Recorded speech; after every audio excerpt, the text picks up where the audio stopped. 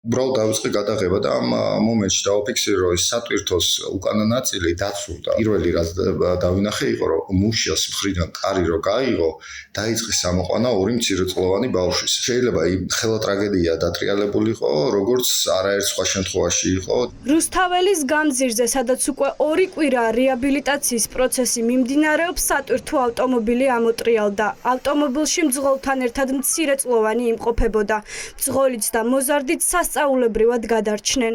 როდესაც ჩავედი რუსთაველზე, ხედავდი, რომ ეს სატვირთო ავტომობილები ყოველთვის ძალიან დიდი სიჩქარით მოძრაობენ, ექსკავატორი და სატვირთო ავტომობილები და ქვეითები ერთ და იგივე სივრცეში მოძრაობენ.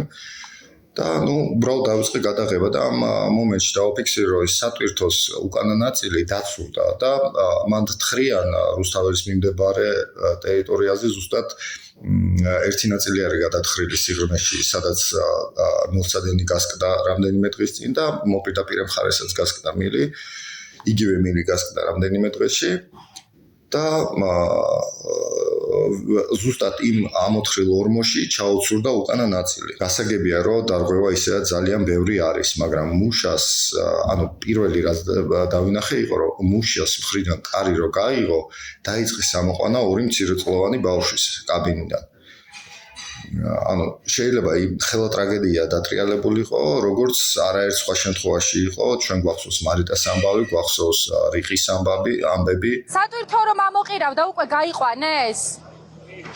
ბავშვებთან ერთად იყო და მართლა ბავშვებთან ერთად იყო?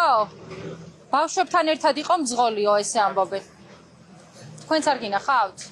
სატვირთო ამოყირავებული. კორუფციის მკვლევრები ამბობენ, რომ რეაბილიტაციის პროცესში უკვე დაფიქსირდა დარღვევები.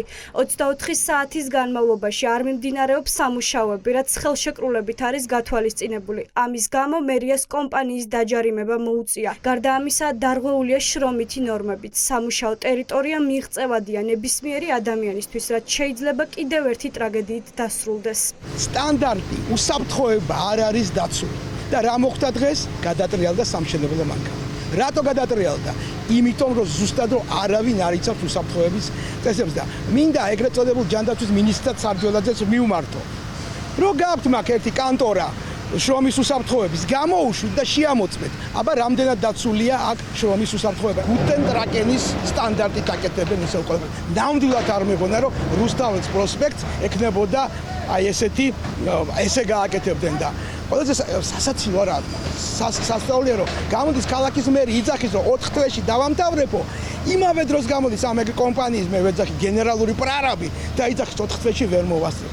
ერთმანეთში შეთანხმდით მაინც. 24 საათის განმავლობაში არ მიმდინარეობს სამუშაოები, რაც ხელშეკრულებით და კონტრაქტით არის გათვალისწინებული და ამის გამო მერიას მოუწია უკვე კომპანიის დაჯარიმებას, ხოლო რაც შეეხება უშუალოდ სამუშაო ადგილზე სამუშაოების განხორციელებას, მიმდინარეობს გარკვეული შრომის უსაფრთხოების ნორმების დარღვევით. დარღვეული არის იქიდან გამომდინარე, რომ სამუშაო ტერიტორია არის შეღწევადი, ანუ შედის ნებისმიერი ადამიანი და აქ არ არის გარკვეული შეზღუდვები და ამ შეზღუდვებს შრომის უსაფრთხოების ნორმებს, როგორ არის დაცული, უნდა აკონტროლებდეს შრომის უსაფრთხოების ინსპექცია. ქეთევან ენუქიძე გვუყვება, რომ ქართული ოცნების მმართველობის პირობებში მუდმივ პრობლემად იქცა გამარტივებული ტენდერები, ვადის გადაცილება და თანხის დამატება. კორუფციის მკვლევარი სატენდერო დოკუმენტაციის ექსპერტიზის აუცილებლობაზე გვესაუბრება და ამბობს, რომ გაურკვეველია რის საფუძველზე დგინდება მოცემული ვადები და თანხები, როდესაც რისკები არ არის გამოთვლილი. ეს არის მუდმივი პრობლემა ქართული ოცნების მმართველობის, აი განსაკუთრებით გზების მშენებლობის დროს, იმიტომ რომ არასდროს არ არის სწორად დაანგარიშებული. მე საერთოდ ყოველთვის ვფიქრობდი ხოლმე, რომ სწორად დაანგარიშებული რომ არ იყო, ეს ქმნიდა ასევე კორუფციული რისკის ეჭვს, იმიტომ რომ შემდგომ უკვე დამატებით თანხები, როდესაც მოდიოდა, როგორ იყო დათვლილი, ამას კარგად ვერ ვხედავდით. ასევე სატენდერო დოკუმენტაციის ექსპერტიზა, რომელზეც წლებია ყურადღებას ვამახვილებ, არა მარტო მე, არამედ თვითონ კომპანიების წარმომადგენლებმა, მაგალითად არაერთხელ გააკეთეს ამაზე განცხადებდა, როდესაც კომპანიები იწყებენ მუშაობას, მათ უნდა კონდეთ წარმოდგენას მიწისქვეშა გაყვანილობები როგორია.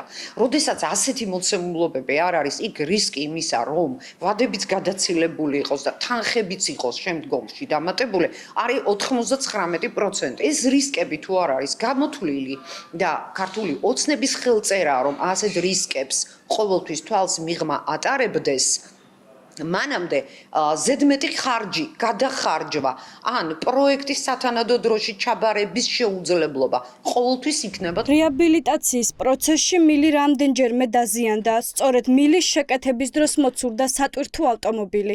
კომპანია GVP თავის განცხადებაში განმარტავს, რომ ძღოლის მიერ სატრანსპორტო საშუალების დამოუკიდებლად გამოყვანის მცდელობამ დამატებითი დაზიანება გამოიწვია. გამოვლინდა შრომის უსაფრთხოების ნორმებისა და სახელშეკრულებო პირობების უხეში დარღვევა. უპასუხისმგებლობას კი მომხდარზე კონტრაქტორ კომპანიას აკისრებს.